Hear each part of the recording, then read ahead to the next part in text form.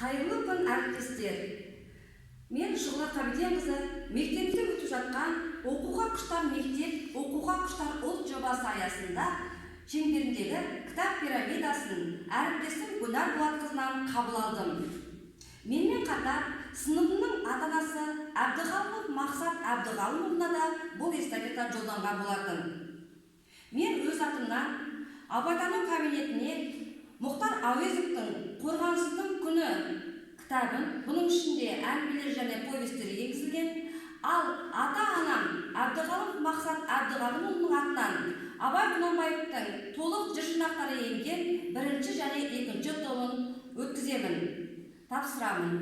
Бұл эстафетаны жалғау үшін мен әрі қарай 4-ші А сыныпының ата-анасы Сапина Тұмар Жанқасымқызына және 4-ші В сыныбының сынып жетекшісі Бектенова Кенжегүл Шашынқызына өткіземін.